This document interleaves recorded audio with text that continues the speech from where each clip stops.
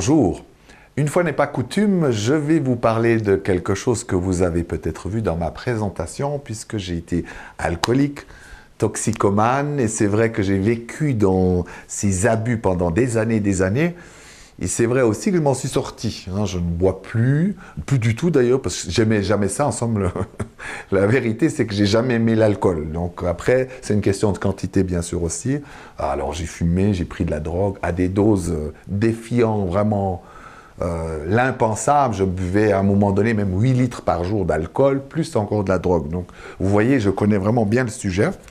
Et je pense qu'il y a plusieurs choses peut-être à dire pour s'en sortir. La première, c'est d'éviter ce genre de résumé que beaucoup de gens font en disant « Tiens, si je trouve du travail ou une nouvelle femme ou un nouvel homme, ça va aller. » Ça, c'est le genre de raccourci qui fait que, vous allez rechuter très souvent, la plupart du temps, ou alors vous allez prendre d'autres, vous allez consommer autrement, d'accord? Le but, c'est, si vraiment on est alcoolique, ça veut dire qu'il y a un mal-être profond. Donc, c'est un travail à faire sur une partie, voire plusieurs parties de vous qui ont besoin d'être aidées. Deuxièmement, et ça on l'oublie dans beaucoup de thérapies, l'émotionnel, on en parle souvent avec Joanne, Tal et Gwen, c'est primordial ce corps émotionnel, parce que tant que vous avez des émotions à l'intérieur qui sont stockées depuis des années, l'alcool va servir en somme à anesthésier, la drogue aussi, ou à fuir ces souffrances. Donc du coup, si vous gérez mal vos émotions, à coup sûr, vous êtes déjà dans la problématique de quelqu'un qui va vouloir soit compenser, soit anesthésier, soit fuir. Parce que certaines drogues ou l'alcool, c'est aussi un moyen de ne plus ressentir en fuyant votre corps. Donc du coup, c'est vraiment dans ma démarche personnelle, parce qu'après ça reste personnel, mais il y a quand même des passages obligés pour se guérir. Le fait de bien gérer ses émotions m'a permis de m'en sortir, mais aussi de voir qui souffre à l'intérieur. Et c'est vrai que ces parties-là, on a besoin vraiment de les travailler. Vous avez besoin d'avoir une vision d'ensemble. Et puis, d'avoir un chemin de vie. Beaucoup de gens qui ne savent pas où ils vont, ils disent « Tiens, je vais travailler, je me marie, j'ai des enfants. » Bref, un classique qu'on nous a enseigné en pensant que ceci va suffire à être heureux. En réalité, pas du tout.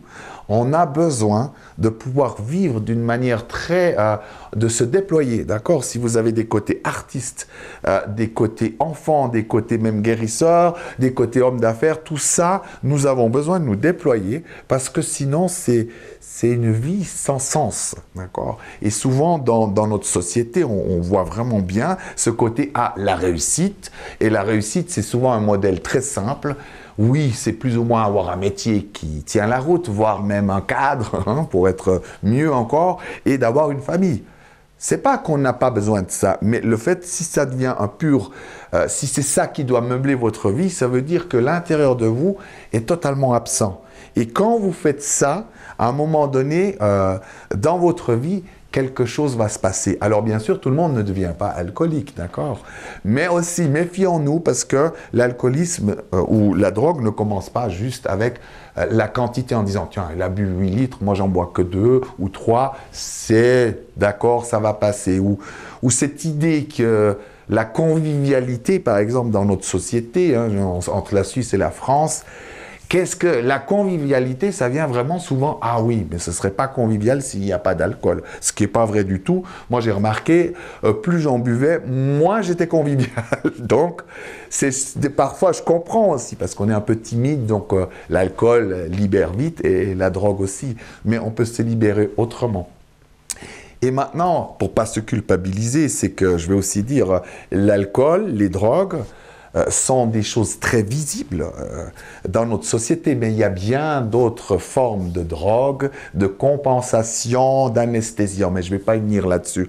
Pour moi, c'est important, vraiment dans une démarche complète, pour pouvoir sortir de tout ça. On fera certainement, nous quatre, une formation spécifique là-dessus, une vidéo où on va montrer pas à pas comment s'en sortir et avec des choses simples, donc que vous n'ayez pas besoin d'aller en Amazonie ou je ne sais pas où, des choses très simples qu'on peut faire rapidement, mais il faut se donner du temps. Moi, j'ai dû me donner du temps pour me guérir, parce que si on se dit, tiens, il faudrait que je fasse ça vite le week-end, après je commence à travailler, j'ai nouveau ma vie de famille, vous n'allez jamais vous en sortir. Il faut vraiment Se dire, ok, c'est un temps que je vais consacrer pour moi, pour m'en sortir. Et je prendrai le temps qu'il faut. Ça, c'est déjà une garantie de pouvoir être dans le succès. Mais on vous le montrera en détail, mais en restant cependant extrêmement simple. Parce que le but, c'est d'être simple et de pouvoir s'en sortir. Alors bien sûr, comme les gens me connaissent maintenant depuis quelques années, c'est clair, les gens ils se disent « Ouais, mais est-ce que c'est vraiment vrai ?» Si, croyez-moi, j'ai été au fin fond du trou. Je sais ce que c'est d'être même sur la route, la bouche à moitié ouverte. On ne sait plus tout à fait où on est, si on va mourir. Donc vraiment, je connais ça par cœur. Je sais ce que j'ai vécu et c'était déchirant. J'ai pris beaucoup de temps pour m'en sortir parce que j'avais beaucoup de résistance aussi. Alors, je pense qu'on peut le faire plus simplement, en douceur. Même s'il peut y avoir des moments difficiles, ce n'est pas obligé d'aller jusqu'au bout du bout pour comprendre. Si j'avais accepté peut-être mon rôle d'enseignant, de conférencier, comme je le fais maintenant plus tôt, ou si j'avais été chez des gens qui m'auraient pu m'aider dans ce sens-là, tout de suite ça aurait été mieux. Mais voilà, c'était aussi mon chemin de vie et c'est aussi grâce à ça que je peux vous en parler, que je pourrais aussi vous donner des méthodes, des choses simples qui vont vous permettre de vous en sortir.